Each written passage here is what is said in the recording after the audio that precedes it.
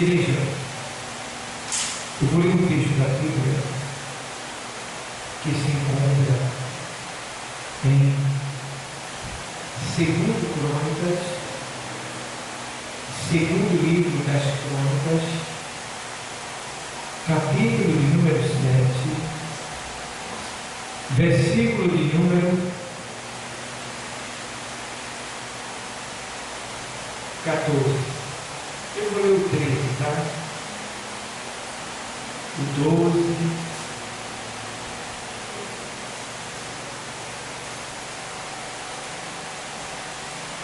Sete, 12.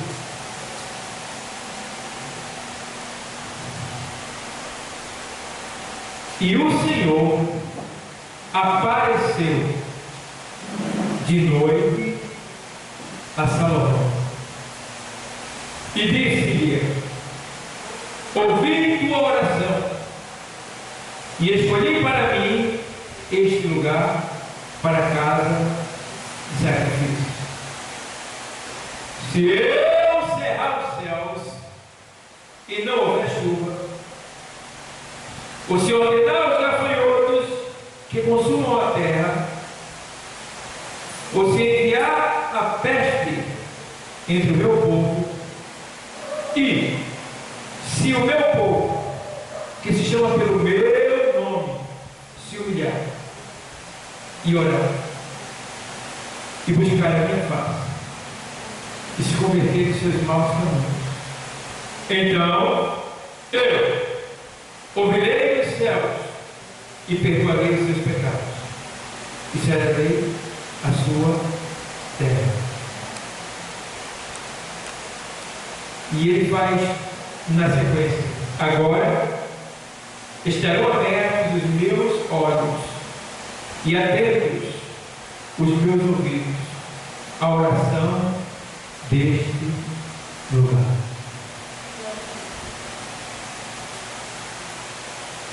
Nós estamos lendo aqui um texto condicional. O que é um texto condicional? É um texto que a gente está lendo, mas ele não aconteceu. Ele não aconteceu.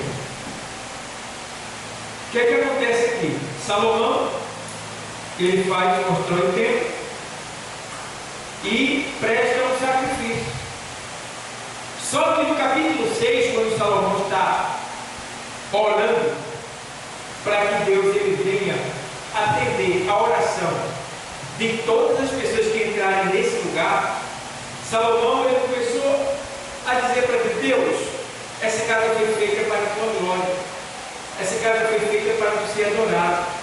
Senhor, faz um negócio, faz isso acontecer. Quando alguém vier de qualquer lugar arrependido no seu coração, seja ele dessa nação ou de outra, seja ele forasteiro, gentil, não importa, desde que ele venha com o coração contrito e arrependido e entre nesse lugar, Senhor, perdoa.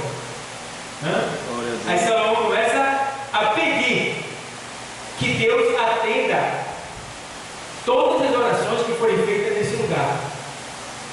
E ele começa a pedir.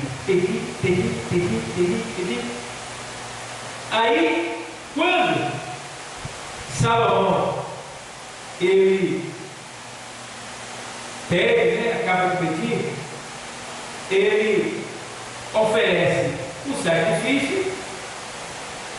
No capítulo 7, você vê Salomão, e acabando Salomão de o quê? Quem está com a Bíblia aberta? De orar. Capítulo 7. E acabando Salomão de orar, que foi que aconteceu? Desceu fogo do céu e consumiu o holocausto e o sacrifício, e a glória do Senhor encheu a casa. Eita, irmão, que oração, hein? Eita, menino. Agora observa bem, esse texto ele fala muito dizendo que tudo que Salomão tentou fazer e colocou no seu coração, ele fez para a casa do Senhor. Glória a Deus. Irmão, se as pessoas imaginassem, principalmente a gente que é crente, o quanto Deus retribui aquele que tem ocupação, que se preocupa, que tem zelo por isso daqui, ó. Olha, irmão, é tremendo. É tremendo. E tudo que Salomão quis fazer, ele fez. Deus deixou, Deus permitiu. Depois que Salomão faz tudo o que ele queria fazer para Deus, ele fez um templo com tudo que existe mais caro na terra, as melhores coisas, ele colocou nesse templo. E aí, o que é que ele faz? Ele ora, faz aqueles pedidos que eu falei para vocês, né? A Deus, ele perdoa e atende o pedido, né? De todos que fizerem. Aqui, ele presta sacrifício. O que é que Deus faz? Consome o sacrifício com fogo, dizendo que eu recebo o teu sacrifício. Glória a Deus. Eu ouvi a tua oração. E eu vou fazer como tu me pediste. Força pelo holocausto. E fez o quê? Apareceu em glória. A casa se encheu da sua glória. Aí, nesse texto 12, que a gente leu do capítulo 7, em resposta à oração de Salomão, Deus começa a falar. Ele não vai receber a oração e o sacrifício, mas agora ele vai falar para Salomão. E ele vai dizer assim: Salomão, se eu, né? E o Senhor apareceu de noite a Salomão e disse-lhe: ouvi tua oração e escolhi para mim este lugar para a casa de o quê? Sacrifício. Não é isso? Sacrifício. Aí agora vem a condição. Qual é a condição? Se eu... Essa expressão se é condicional, tá? Deus não vai fazer. Ele disse que se ele fizer, tá bom? E aí agora diz: se eu cerrar os céus e não houver o quê? Ó, vê bem. Se eu cerrar quer dizer fechar. Se eu fechar os céus e não houver chuva, ou se, mais uma condição, ele não está dizendo que fez, ele está dizendo se ele fizer, tá bom? Ou se ordenar aos gafanhotos que consumam a terra, ou se enviar a peste entre o meu povo, e se o meu povo, que se chama pelo meu nome, se humilhar e orar e buscar a minha face e se converter dos seus maus caminhos, então eu ouvirei dos céus e perdoarei os seus pecados e sararei a sua terra. O que é que ele está dizendo? Depois de tudo isso, Salomão, vou dizer uma coisa: eu ouvi tua oração, recebi o sacrifício, estou satisfeito, vou levantar esse lugar como casa de sacrifício, tá certo? E tem mais. Vou dizer uma coisa: eu estou tão atento a esse lugar, eu estou tão feliz com esse lugar, eu estou tão satisfeito com esse lugar, que se ele faz, eu fechar os céus e não der mais chuva, e a terra começar a secar, faltar comida, a fome tomar conta, se eu fechar os céus e não der chuva, é isso que vai acontecer. Mas eu estou tão satisfeito com esse lugar, que se eu fizer isto um dia, e vocês aqui nesse lugar orar a mim, eita, vê? Aleluia. Agora não é só orar de todo jeito, porque o texto está dizendo o quê? E se o meu povo, que se chama pelo meu nome, primeiro, o que é que ele diz? Se o quê? Chamar pelo nome dele. Se humilhar. Primeira coisa que ele fala é, não é isso? E se o meu povo, que se chama pelo meu nome, se o quê? Humilhar. Então, uma oração deve ser seguida de quê? De humilhação. Você tem que entender que você não é nada. Você não pode nada. Entendeu? E que você não tem nada. Tudo é dele, por ele e para ele, e tudo vem dele. Entendeu? Devemos entender que somos iguais uns aos outros. Devemos entender que ele é Senhor e que a ele deve ser rendida toda a glória, todo louvor e toda a majestade. Não podemos chegar diante dele com orgulho, com soberba, guardando coisas incertas, coisas incorretas, coisas que não são do agrado dele, do nosso coração. Porque ele usa o profeta Jeremias dizendo que buscar-me-eis e me achareis quando me buscarem de quê? Então, não pode ter nada lá. O coração tem que estar totalmente entregue, completamente, 100% a Deus. Aí agora, o que é que se faz? Irmão, você tem que chegar, se curvar diante do Senhor.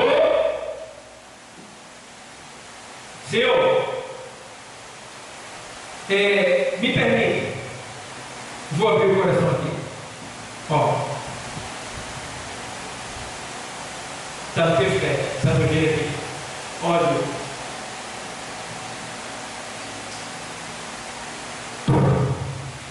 Ó Senhor, ira.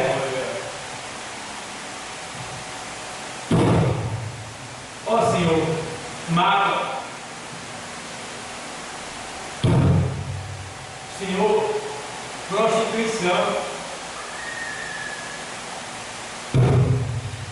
Senhor, olha aqui, Senhor, mentira, falsidade. Olha aqui, Senhor, negligência.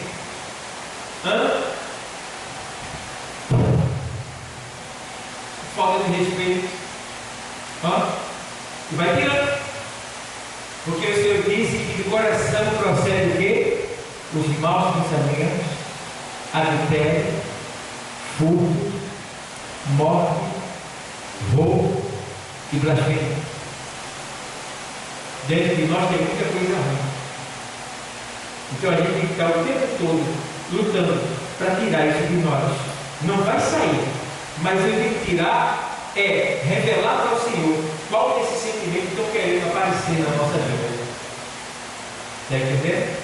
Para que ele não venha se manifestar e a gente venha se escandalizar. Temos que ter cuidado. Então, aqui no texto, se o meu povo que se chama pelo meu nome se humilhar, precisamos nos humilhar. E se humilhar é reconhecer que ele é a majestade, que todas as coisas estão muito patentes perante os olhos daquele com quem temos de tratar, e Deus 13.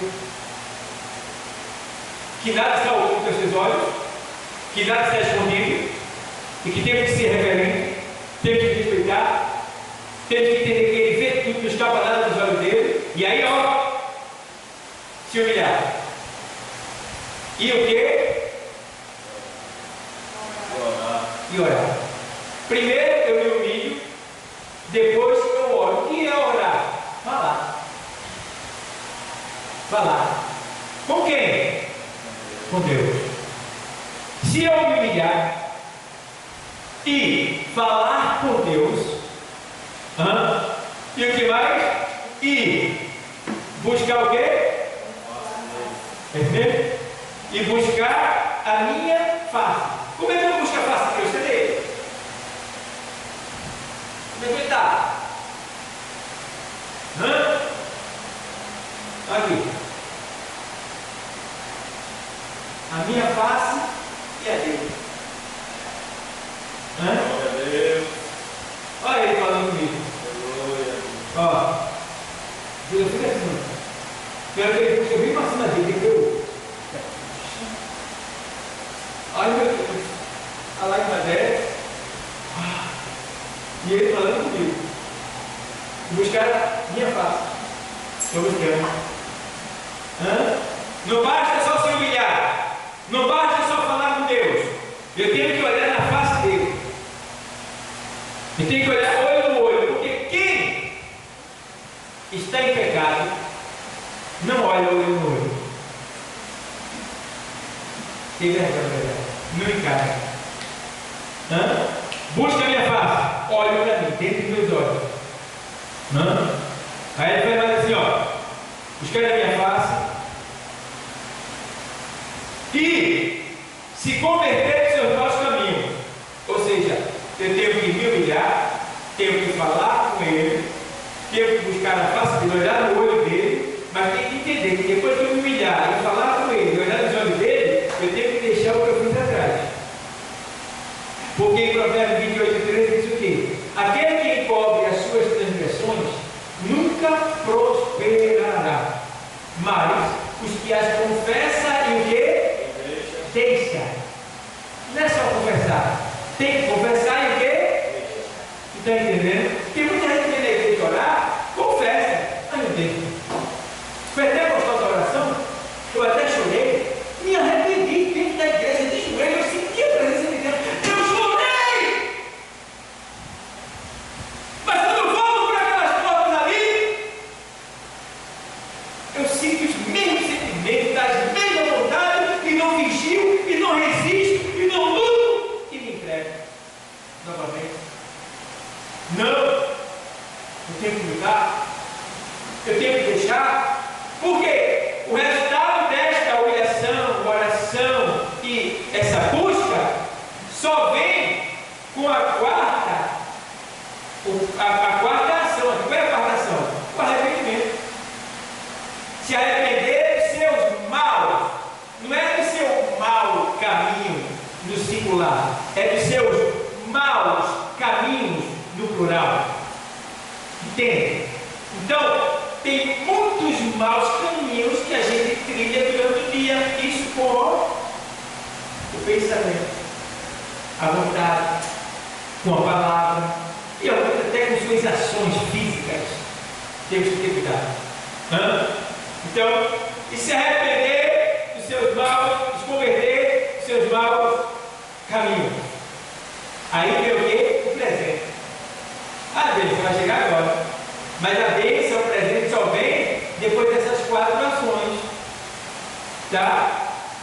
Se o meu povo se humilhar e orar e buscar e se converter, eu vou presentear eles. Eu vou dar presente. Eu vou dar presente. Ó, o que quer dizer agora? Então eu ouvirei dos céus. Ouvirei dos céus. Ó. Ouvirei dos céus. Engraçado. Ouvirei dos céus. Deus não se localiza, ele não se entrega nessa palavra. Ouvirei dos céus. Ele não diz onde está, ele só diz que está nos céus. Nem sabe onde. Dos céus. E Deus está em todo lugar. Né? Mas claro, vai ter um lugar que ele está lá na pessoa dele. Né? Pessoalmente. Então, ouvirei dos céus. E aí ele faz agora. E perdoarei os seus pecados. Ou seja, essas 4 buscas é importante para que Deus nos perdoe do nosso tempo e do nosso pecado. Porque enquanto ele estiver no pecado, Deus não pode operar na nossa vida. Quando o paralítico chegou até ele, que esteve numa cama, o que foi que ele disse para o paralítico? Levanta e anda? Não. Ele disse: perdoado que são os teus. Entende? E ele continuou o quê? Paralítico. Não saiu do lugar. Certo? Porque ainda vinha a segunda palavra. O teste. Porque Jesus ele queria o quê? Ele estava ali para chamar atenção. Ele primeiro queria incomodar a turma, para mostrar que ele tem o poder de perdoar. A prova é que ele ficar perturbado com raiva. Gente, quem é ele? É Deus? Para perdoar? Ele era mas agora deu. Ele estava afirmando tal. Aí faz, para mostrar que o Filho do Homem tem poder para perdoar o pecado. A este te digo: levanta toma o teu leito e vai para a tua casa. Glória a Deus. Aí o paralítico vai na hora. Levantou. Aí fica bonito o mesmo. Agora, vê como a gente é ruim. O milagre aconteceu, uma cura daquela, e o povo ficou com raiva de Jesus. E a igreja que você pode me perguntando como é que eu faço tanta coisa boa, não sou perfeito não, sabe? Eu faço o possível para saber todo mundo, para ajudar, né? De alguma maneira.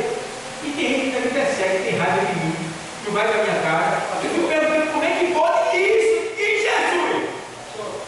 Ele levantou o paralítico aí. Está entendendo? Inveja. Então, ele levantou o paralítico, rapaz. Ele curou o cego. Ele ressuscitou morto. E a turma dá tudo. E tem mais. Não era o gentil, não. Não era o gentil, não, viu? Era o povo da religião dele, os judeus. Jesus não tem religião, mas falou dessa linguagem para você entender. Era o próprio povo dele, os irmãos dele de nação, que era contra ele. Então, onde é que vai ter o inimigo teu?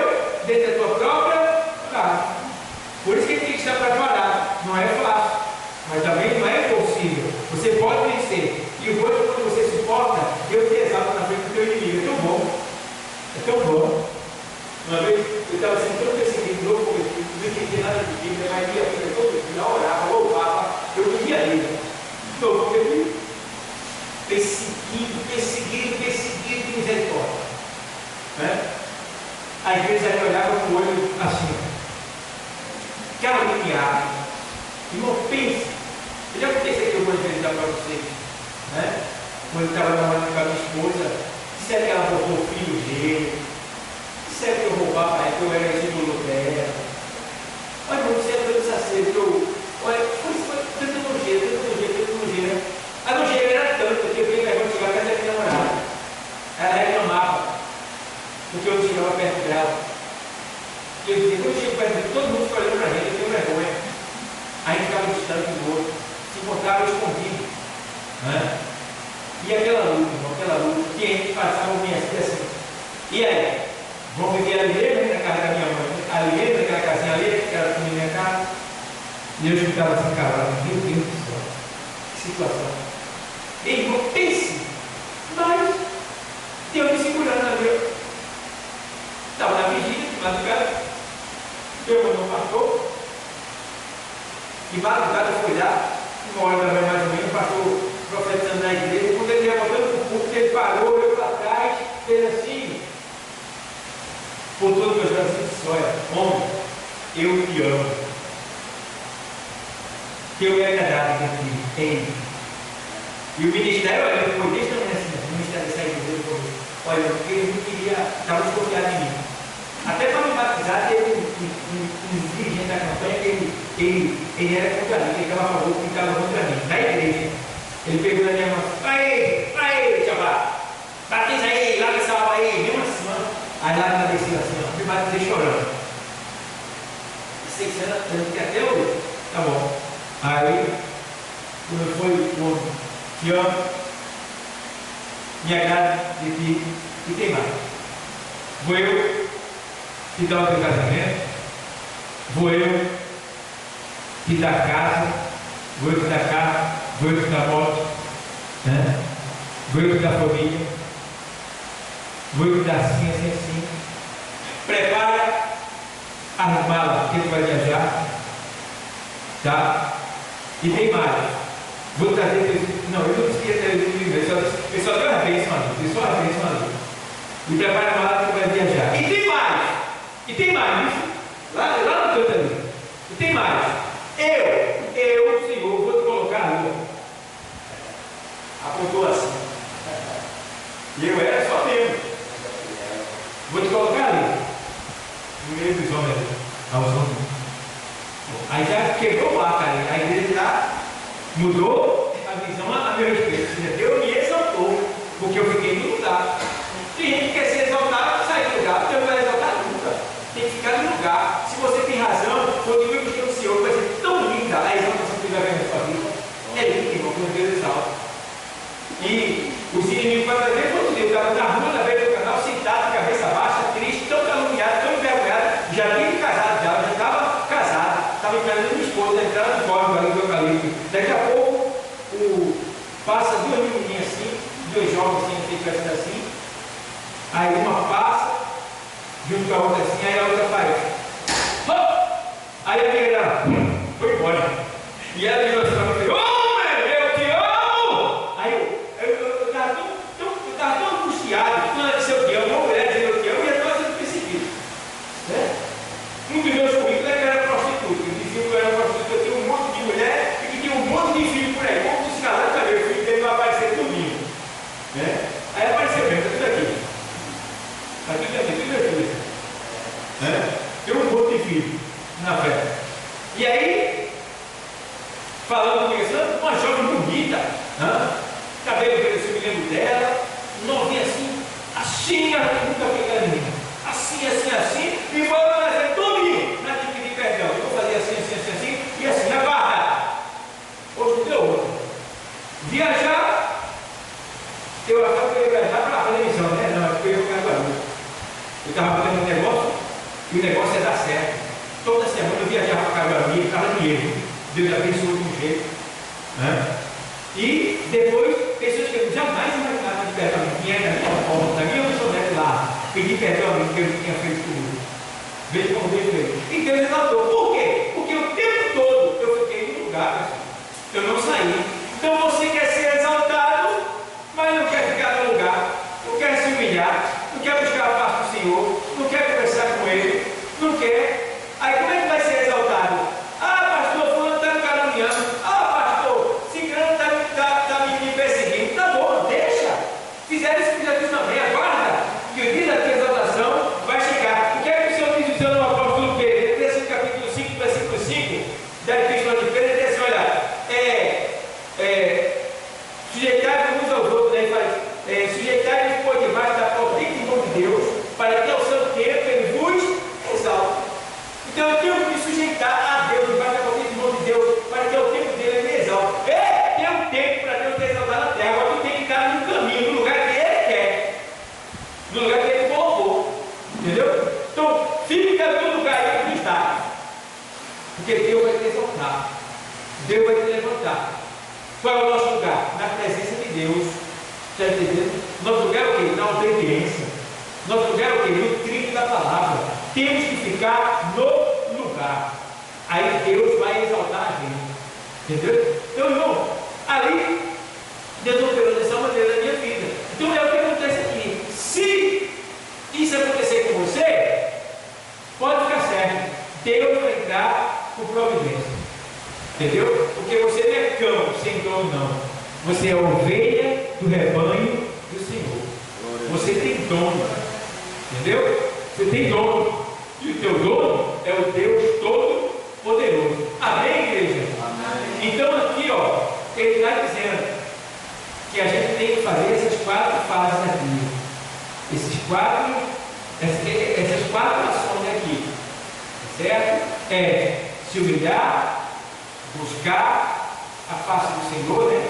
Orar, se converter no nosso caminho, e aí o negócio vai. Aí ele diz aqui, a partir de agora eu vou sarar a tua terra. O que é sarar a terra? Uma terra sarada, que antigamente quando a terra era doente, ela não produzia fruto. O dono era amaldiçoado. Por quê? A terra, por mais que ele plantasse, ela não produzia. Imagina você plantar. Imagina você plantar e o que você plantou não nascer. Se você depende da plantação. Então, você plantava e não nascia. Terra doente. Aí o Senhor está dizendo, quando você fizer isto aqui que eu estou mandando, eu vou sarar a tua terra. O que é a terra sarada? Tudo que você fizer vai prosperar. Tudo que você fizer vai dar certo. De alguma maneira, Deus vai criar a situação para você ser abençoado na terra, onde você estiver. Aí vem até o errado dar certo para você. Está entendendo? Quando você puder o errado, dá certo. Um exemplo para você entender. Uma irmã chegou e recebeu uma bênção. Aí ela me deu um envelope. Pastor, esse envelope aqui é para a obra missionária. Eu botei no bolso, irmão. O envelope. Chega, estava comigo. Aí, irmão, quando eu cheguei em casa, eu fui olhar, fui em movimento lá na feira, lá, andando por ali, o envelope caiu no chão. Perdi o envelope. Aí eu disse, meu Deus do céu,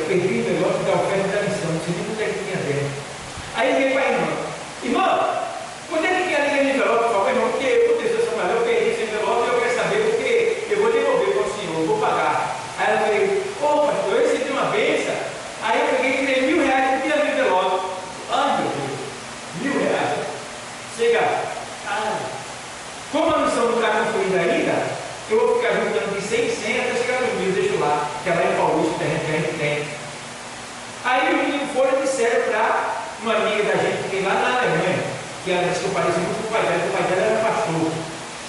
E aí, disseram para ela que estava muito triste, porque eu tinha perdido os R$1.000 da oferta que me deram. E o meu genro caiu com a moto estragou toda, o prejuízo era R$1.000. Vê só, 2 prejuízos.